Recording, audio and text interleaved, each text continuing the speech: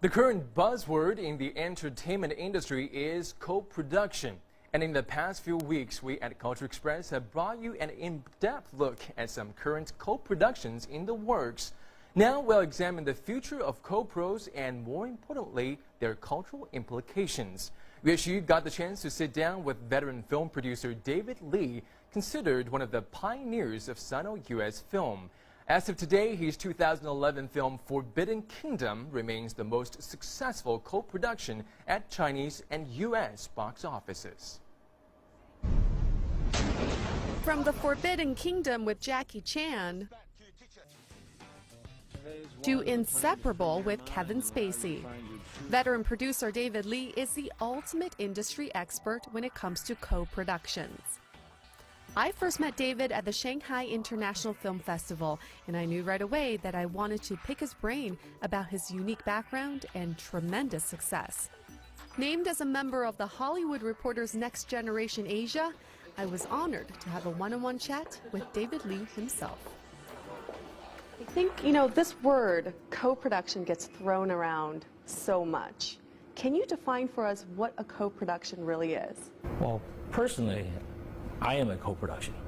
From my background in terms of bicultural, parents are from Taipei, from Beijing, grew up in America.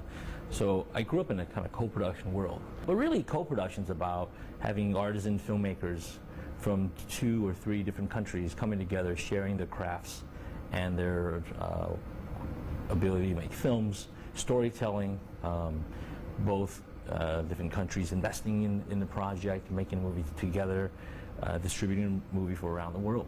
See, everyone wants a piece of China. What about someone like a Keanu Reeves, who just opened Man of Tai Chi? Is that going to be a new trend, of Hollywood actors who are coming here to start their own projects instead of waiting around for a project to come to them? I think, relatively speaking, Hollywood filmmakers will have opportunities to do their projects outside of Hollywood. Frankly, it's harder and harder to get films financed and made in Hollywood. I don't know if you heard the story, but Steven Spielberg had a very tough time getting Lincoln financed.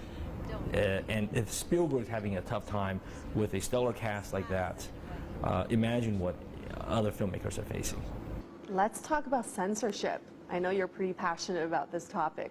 It's a bit unfair, a lot of the criticisms I think the Chinese film industry has gotten for censorship. The Chinese film industry is relatively young compared to, for instance, Hollywood. Hollywood's been around for nearly 100 years on a commercial level.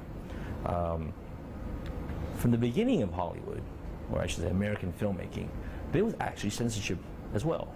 I think it's unfair to criticize Chinese filmmakers and the film business here being heavily censored, unable to do what you want to do. I think given the time that the Chinese filmmaking industry has existed, we've really exceeded many benchmarks when compared to other film industries.